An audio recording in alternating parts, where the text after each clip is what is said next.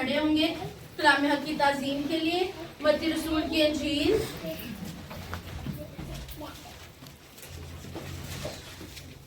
उसका chapter number 9 और verse number 14 and 15, 14 और 15 आयत, बाब नंबर 9, gospel of Matthew 9 chapter 14 and 15 verse.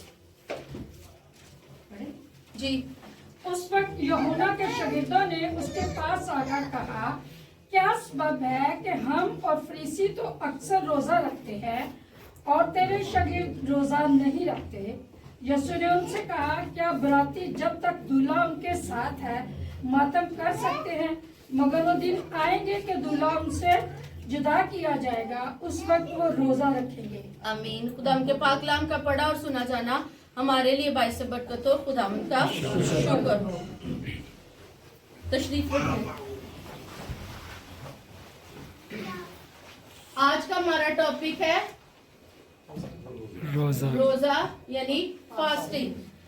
इसके बारे में आज हम सीखेंगे। अब यीशु मसीह के पास आते हैं यूहन्ना के शागिर्द और आकर क्या मुतालबा कर रहे हैं कि भाई हम तो बड़ी वफादारी के साथ, ईमानदारी के साथ फास्टिंग करते हैं, लेकिन ये तेरे 12 शागिर्द जो है ये घूमते फिरते रहते हैं, ये कोई रोजा ऑब्जर्व क्यों नहीं कर रहे?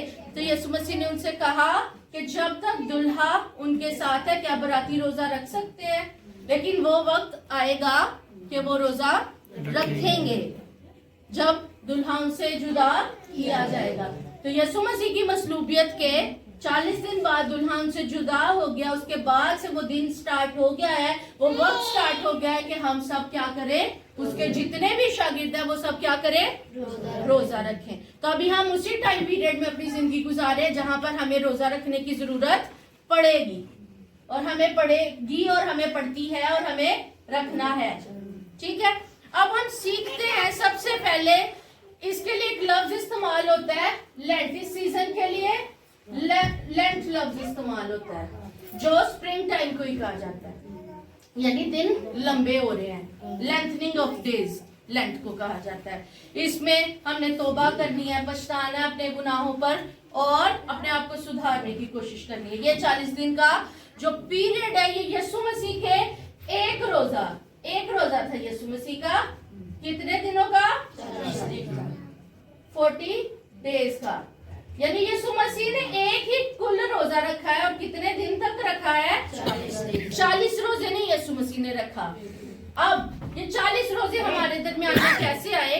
40 रोजों का हमारे अंदर कैसे इंट्रोडक्शन हुआ? Council of Nicaea 325 AD. जो बाइबल क्लास स्टूडेंट है, एडी का क्या मतलब है? एनो डोमिनी यानी आफ्टर जीसस क्राइस्ट। ठीक है। 325 ईस्वी के अंदर इसका आगाज हुआ है। काउंसिल ऑफ नाइसिया के अंदर जो हमारे बुजुर्ग थे उन्होंने रोजा 40 दिनों तक फास्टिंग पीरियड को, जिसको हम लेंट कहते हैं, उसका आगाज किया। इससे पहले शागिर्दों ने कुछ भी इस तरह नहीं, जरूरत के वक्त वो रखते थे, जैसे पॉल ने रखा है 14 दिन तक, 3 दिन तक। तो ये वक्ती रोजे थे जो वो अपनी मर्जी से, अपनी जरूरत के हिसाब से लिखा है, क्योंकि लिखा है कि जब दुल्हा उनसे जुदा किया जाएगा। अब ये तो नहीं ये सुनेगा कि 40 दिन ही रखेंगे। ये कब स्टार्ट हुआ? काउंसिल ऑफ नाइसिया यानी 325 ईस्वी के अंदर लेंट सीजन को 40 डेज के।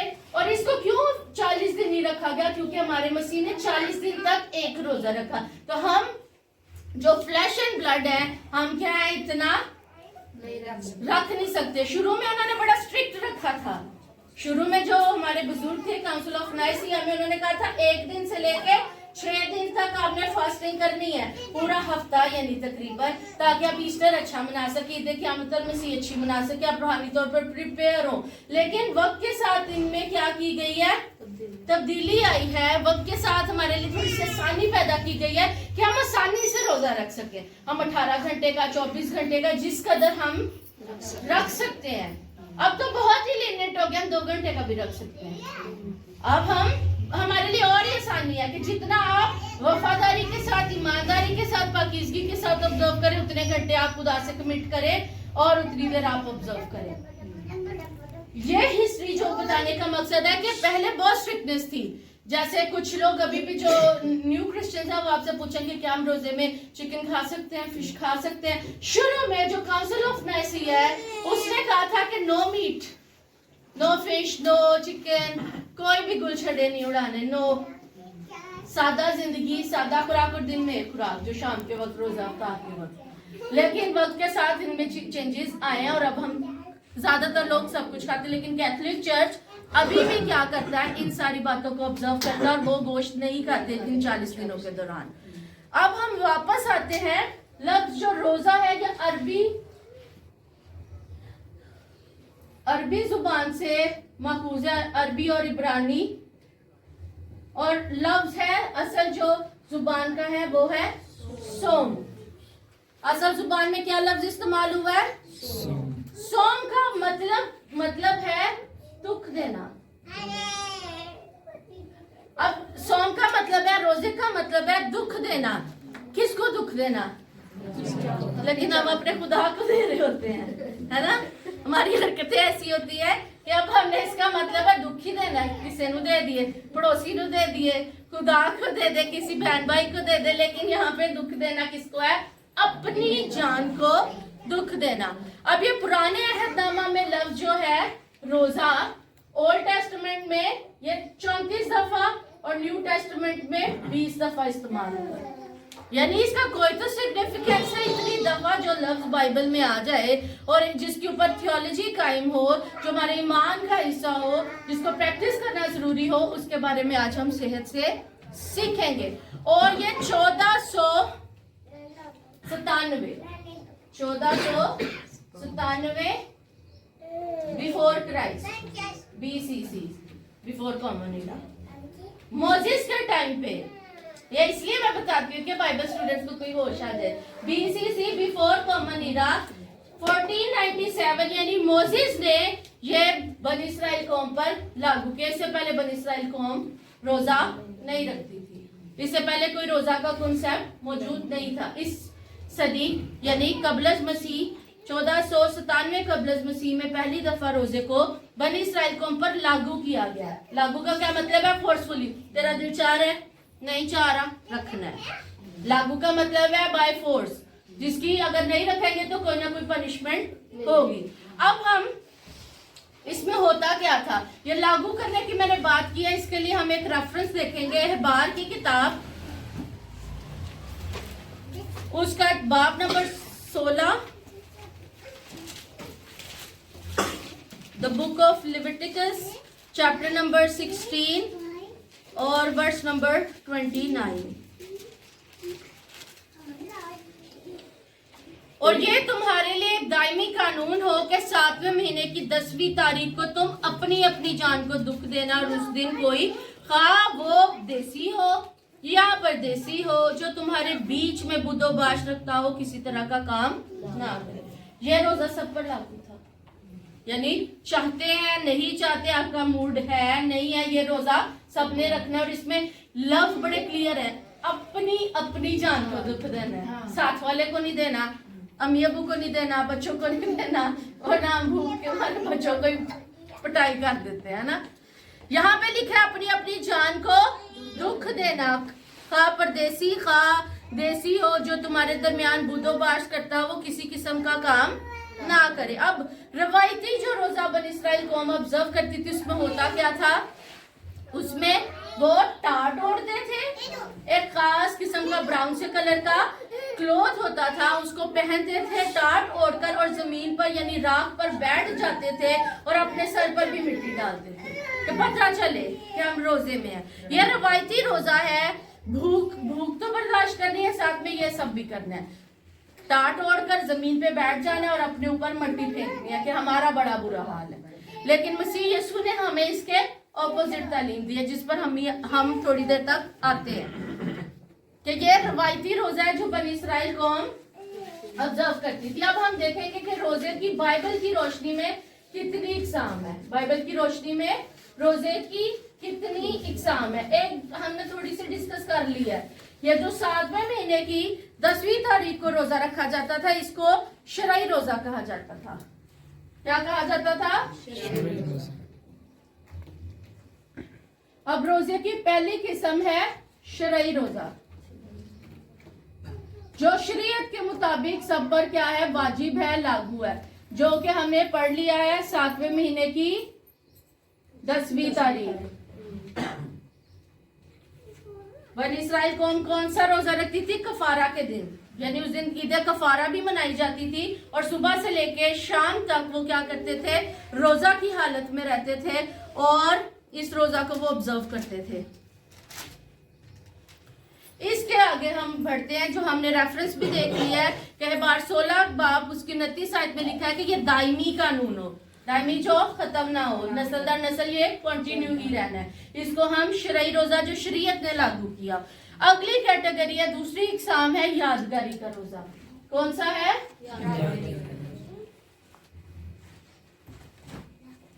अब इसके लिए हम एक रेफरेंस देखते हैं, फिर हम आगे बढ़ते हैं। जो बाइबल मुकद्दस लेकर आया है वो मेरे साथ देखिए। जिक्रिया नबी का सहीफा, उसका 8 बाब, उसका 29 उसकी 19 वर्स है। जिक्रिया का सहीफा चैप्टर नंबर 8 और वर्स नंबर 19 कि रब्बुल अफ़ाज यूं फरमाता है कि चौथे और 5वें और 7वें और 10वें महीने का रोजा बनी यहूदा के लिए खुशी और खुदमी का दिन और शादमानी की ईद होगा, इसलिए तुम सच्चाई और सलामती को अजीज रखो। अब किस किस महीने में ये रोजा रखना है? चौथे और पांचवें। चौथे महीने में, 5वें महीने में, 7वें महीने में और 10वें महीने में।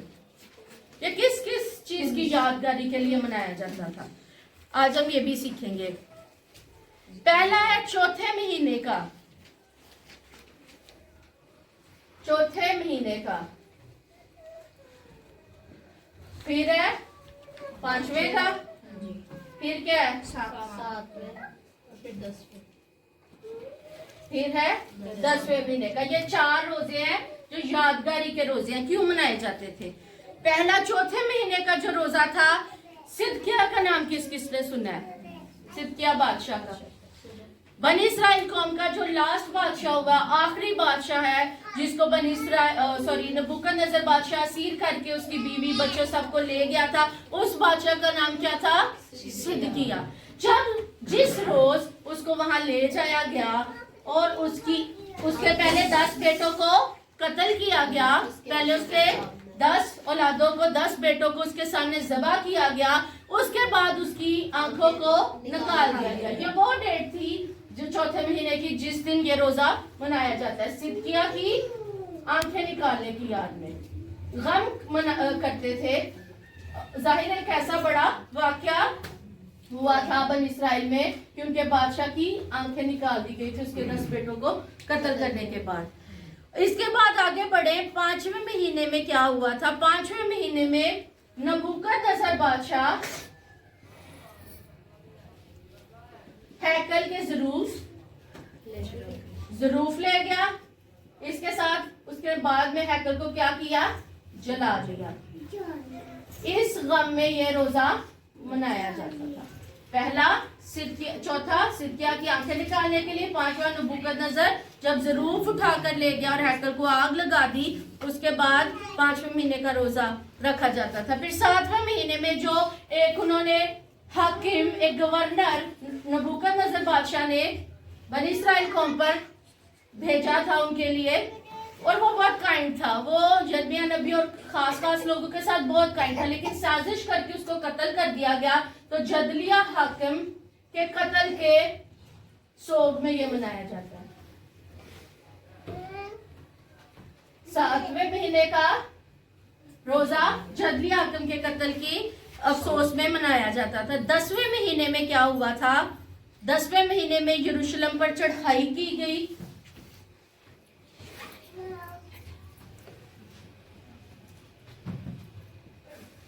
अब ये सोच रहे होंगे ये आखिर में क्यों आया? 10वें महीने में चढ़ाई बाद में हो रही है, ऐसा पहले हो गया? नहीं ना समझ आती। ये पिछले साल का, यानी ये 2025 के 10वें महीने में हुआ है और ये 2026 के ये महीने है। समझ आ गई कि इवेंट्स क्यों फर्क है? वो 10वें महीने का था और बाकी सब चौथे, पांचवें और सातवें। अब हम समझ चुके हैं पहला शरई रोजा था जो कफारा की ईद के दिन मनाया जाता था कि सारा दिन भूखे रहना है, प्यासे रहना है, चाहे आपका मूड है नहीं है, लेकिन ये आपके ऊपर क्या था, लागू था। आगे क्या है, यादगारी का रोजा जो 4 रोजे बनी इस्राइल कौम रखती थी। नेक्स्ट आगे हम बढ़ते हैं। इसके अलावा इख्तियारी रोजे, तीसरी कैटेगरी क्या है, इख्तियारी रोजे। इख्तियारी रोजे का लफ्जी मतलब तो समझ आ रहा है, अपनी मर्जी से। इसमें है कि आपका मूड है आप रखें, आप स्पिरिचुअली अपनी अवेकनिंग के लिए, अपनी बेदारी के लिए, अपने किसी पर्पस के लिए रखना चाहते हैं, अपनी मर्जी से, इसमें आपको कोई फोर्स नहीं। लेकिन ये भी जो हफ्ते में इख्तियारी रोजे थे ये लोगों ने 2 मखसूस दिन में करते थे फास्टिंग, पीर और जुमेरात। कौन से दिन, पीर और जुमेरात, थर्सडे और मंडे को ये 2 रोजे ऑब्जर्व किए जाते थे। मेरे साथ एक रेफरेंस देखें, लूका रसूल की इंजील उसका 18 बाब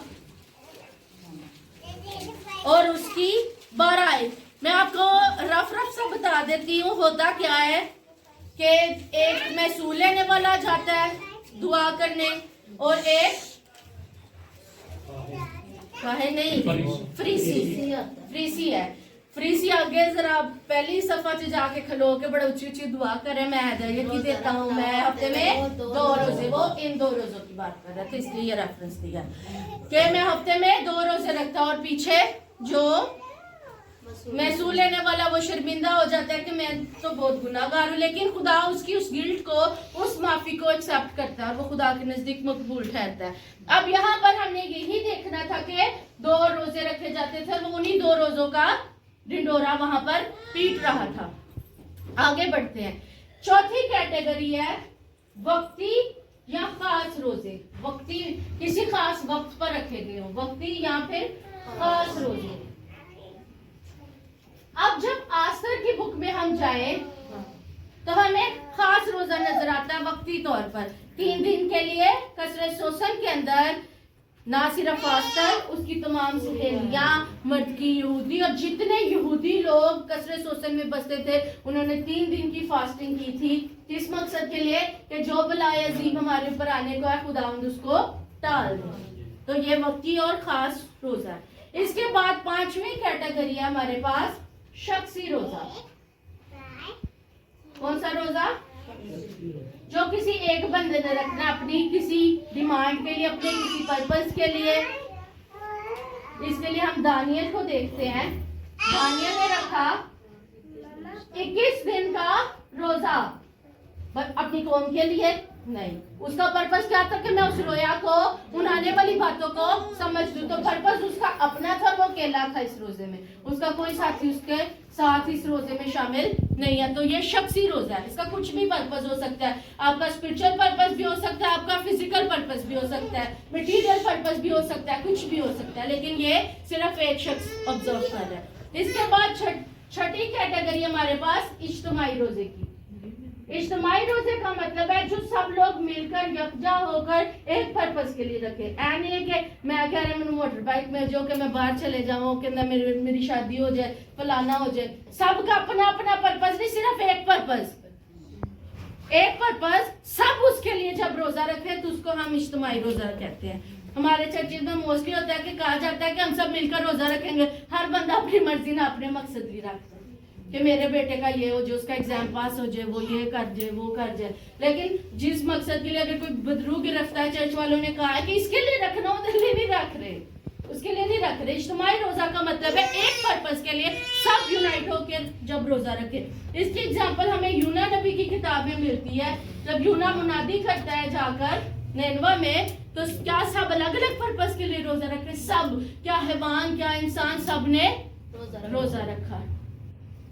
तो ये इज्तिमाई रोजा है। अब तक हमने रोजा की बैकग्राउंड भी देखी है, उसके बाद हमने उसकी 6 कैटेगरीज भी देखी है। पहला शरई, दूसरा यादगारी का, तीसरा इख्तियारी, फिर वक्ती या खास रोजे, फिर शख्सी रोजा जो दानियल की किताब में नजर आता है, और छठा इज्तिमाई रोजा। अब थोड़ा सा हम और आगे बढ़ते हैं। अब हम रोजे के मकासद के ऊपर सीखेंगे कि रोजा किस किस मकसद के लिए बाइबल की रोशनी में, ये मेरे थॉट्स नहीं है, मैं सिर्फ वो मकासद दूंगी जो बाइबल की रोशनी में, इसके अलावा भी हो सकते हैं, आपके अपने पर्सनल जो होते हैं वो बाइबल में नहीं लिखे हुए, वो कुछ भी हो सकता है। लेकिन हम बाइबल की रोशनी में देखेंगे कि बाइबल की रोशनी में रोजा के मकासद क्या है।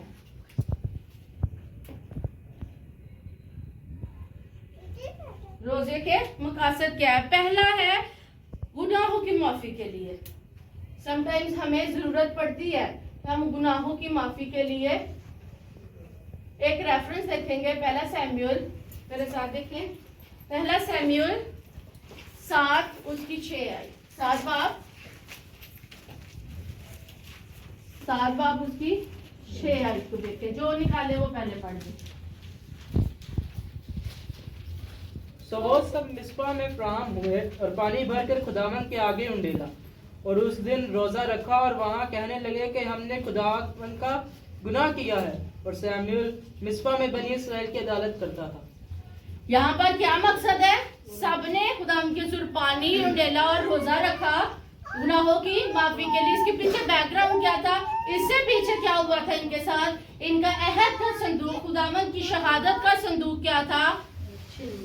छिन गया था। और फिर जब वो गिरत यरीम में आया तो फिर सैमुएल नबी ने उनको गैरत दिलाई कि तुम लोगों की गुनाहों की बाइस से हमारे साथ ट्रेजिडी पेश आई है। उसके बाद सब शर्मिंदगी फील करते हैं, गिल्ट फील करते हैं और सब क्या खुदावन से माफी मांगते हैं। दूसरा, पहला है गुनाहों की माफी, दूसरा है किसी दुश्मन के खिलाफ, किसी दुश्मन के खिलाफ। बाइबल मुकद्दस के अंदर यहूसफ नाम का एक बादशाह हुआ है, यहूसफ नाम का एक बादशाह हुआ है। अब शायद क्या है, फौजे लेके निकल आया है और यहूसफ को खबर मिलती है। दूसरा तवारीख 20 बाब निकाले, उसकी 2 से 3 आयत तक हम पढ़ेंगे। तो क्या होता है, उसको जब खबर मिलती है कि दुश्मन वार करने आ रहा है, दुश्मन फौजे लेके आ रहा है, तो फिर यहूसफ क्या करता है, पूरे यहूदा के अंदर मुनादी करवाता है। 2 और 3 आयत पढ़नी है। दूसरा तवारीख 20 बाब 3 से 4 आयत पढ़े। यहूसफ क्या करता है, मुनादी करवाता है और सब लोग मिलकर रोजा रखते हैं। और उसके बाद क्या होता है, जब वो कौमें आती हैं वो अपनी वॉरफेयर स्ट्रेटजी प्लान करते हैं और खुदावंद उनको फतह देता है। और लूट इतनी उनके पास होती है कि 3 दिन तक, कितने दिन? 3 दिन तक वो लूट ही रहे हैं, माले गनीमत को क्या कर रहे हैं, लूट ही रहे हैं और खत्म ही नहीं हो रहा। और इतनी चीजें वो छोड़ भी आए हैं कि अब किधर लेके जाए, कितना उठा उठा के लेके जाए। तो खुदावंद ने बहुत बड़ी फतह यहूसफ बादशाह को यहूदा को दी।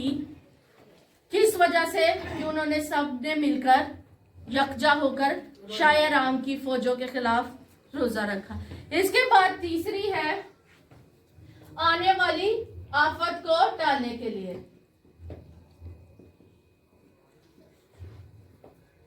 तीसरा मकसद हो सकता है आने वाली आफत को टालने के लिए।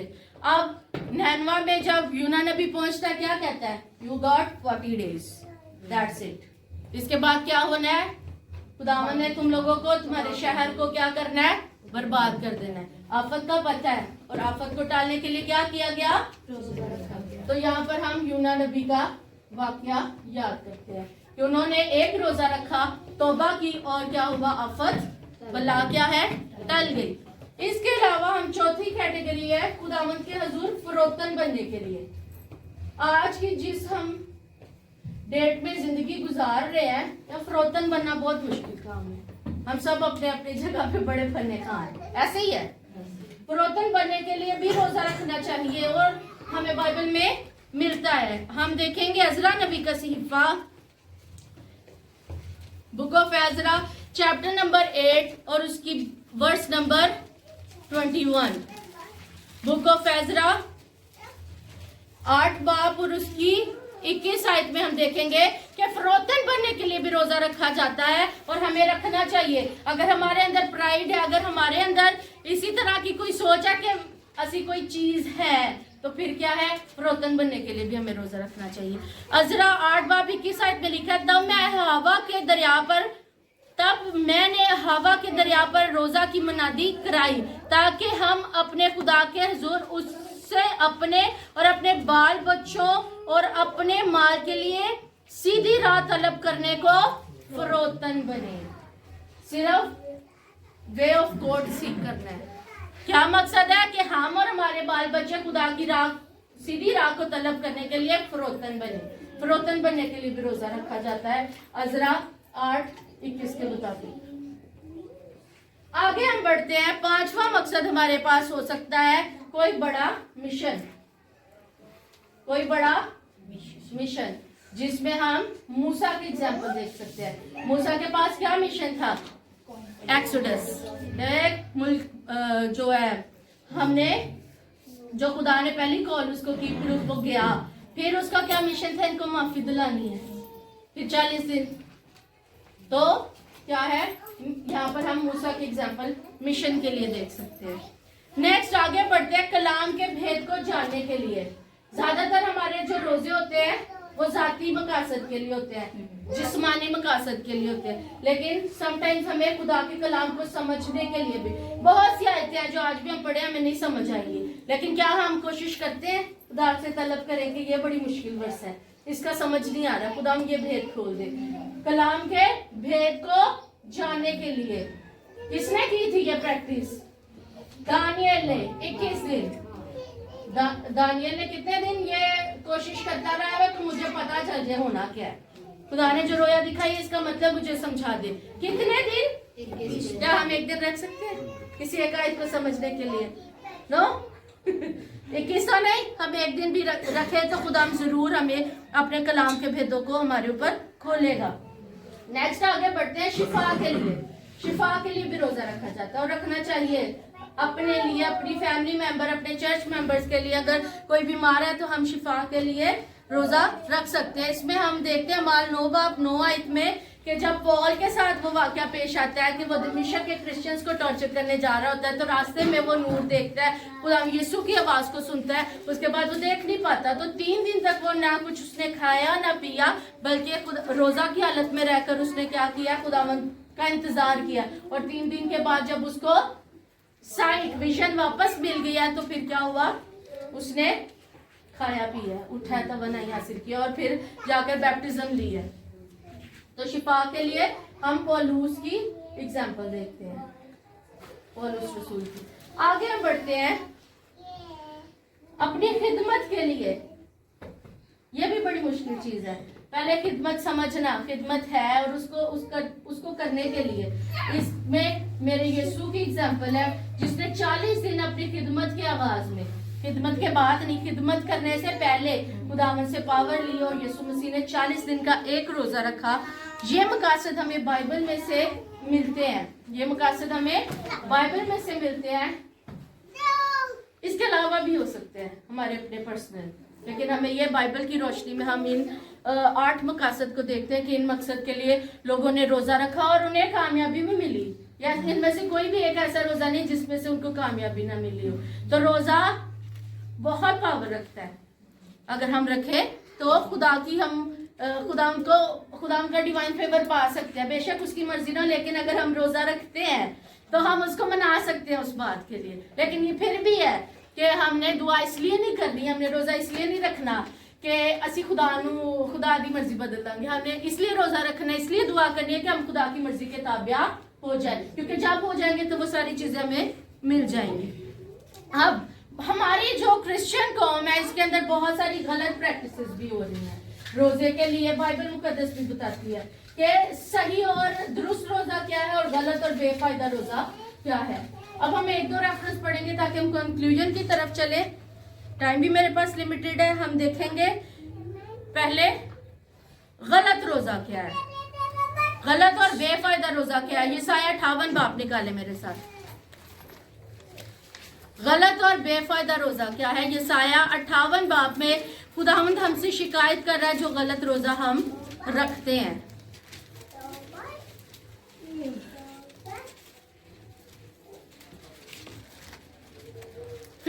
चैप्टर और उसकी वर्स नंबर 3 और 4। वो कहते हैं हमने किस लिए रोजे रखे जबकि तू नजर नहीं करता, और हमने क्यों अपनी जान को दुख दिया जबकि तू ख्याल में नहीं रखता। ये वही रोजे हैं जो समटाइम्स हम कहते हैं खुदा अपनी विल बदल दे, खुदावंद अपनी मर्जी बदल दे, जो सी चाहना है बस वही होए। वो कहते हैं कि हमने किस लिए रोजे रखे जब तू नजर नहीं करता, और हमने क्यों अपनी जान को दुख दिया जबकि तू ख्याल में नहीं लाता। खुदा बताता है कि ऐ ताड़ी जड़ी शिकायत दा जवाब सुनो, सुनो सारे सुनो। देखो तुम अपने रोजा के दिन में अपनी खुशी के तालब रहते हो और सब तरह की सख्त मेहनत लोगों से कराते हो।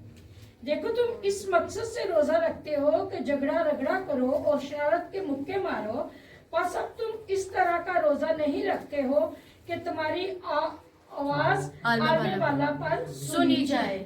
अब अपनी बात है, मैंने रोजा रखा, मेरी कोशिश होगी मैं कोई काम ना करूं, मैं फिर थक जाऊंगी, मुझे भूख लगेगी, प्यास लगेगी, लेकिन मेरी बाजी आएगी तो मैं कहूंगी आज ऐ भी करके जाना है, ऐ भी करके जाना है, ऐ भी। समझ गए हैं कि मैं क्या कहने की, खुदा यहाँ पे क्या कहने की कोशिश कर रहा है, हमें क्या बता रहा है कि हम दूसरों से सख्त मेहनत लेते हैं लेकिन खुद आराम चाहते हैं। और फिर क्या है, झगड़ा रगड़ा करना, शरारत के मुक्के मारना, ये सब क्या है आज की कौम के अंदर भी मौजूद है। ये सिर्फ बनी इस्राइल कौम के लिए नहीं, ये हमारे लिए भी है। हमारा रोजा तो पहली बात है आसमान पर जा ही नहीं रहा, पहुंच ही नहीं पा रहा, आलम बाला तक तो आवाज जा ही नहीं रही, क्योंकि ये सारे मसाइल अभी भी हमारे दरमियान मौजूद है।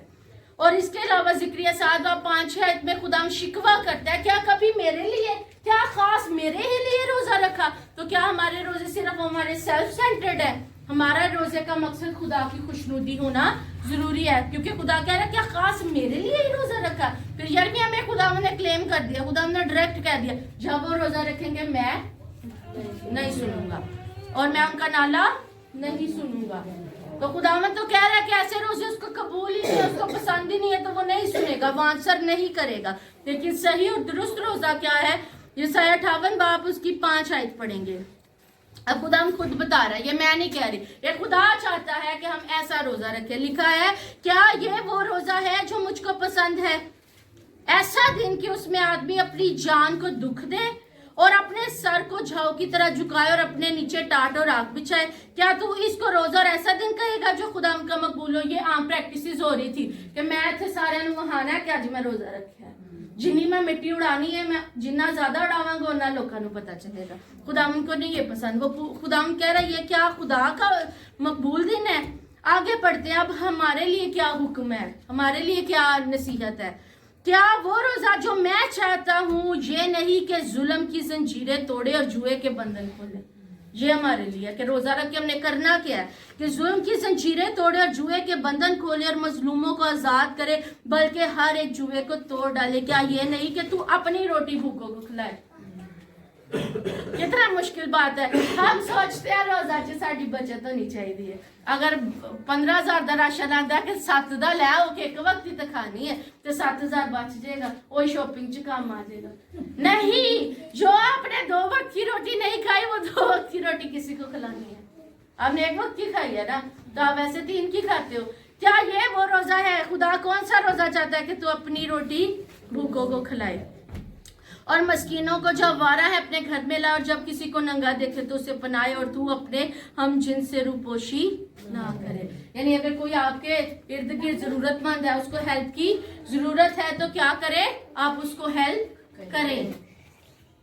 अब नोमी यहाँ पे नहीं है, लेकिन उसने कुछ सालों से मैंने उसके अंदर ये प्रैक्टिस देखी है। वो भी मेरी तरह पूरे लेंट सीजन ऑब्जर्व करती है, और वो जितना उसने कैलकुलेट किया होता था कि मैं ऑफिस में इतने पैसों का खाना खाती थी, अब मैं ये नहीं खा रही, तो उतना उसने कैलकुलेट करके किसी न किसी तरह से किसी की हेल्प वो कर देती थी। तो ये अब उसकी बैक सुन रही है, वो तो यहाँ पर नहीं है, लेकिन क्या है हम ऐसी कोई प्रैक्टिस कर रहे हैं कि ऐसी सोचने के रोज जिस चल जिथे 20 किलो आटा आंदा 10 च गुजारा हो जाएगा, है ना? ये नहीं करना। खुदावन क्या चाहता है कि हम भूखों को खिलाएं, आवारा को जो मस्कीन है उनको अपने घर में लाएं, किसी को नंगा देखे तो उसे क्या करे, पहनाएं।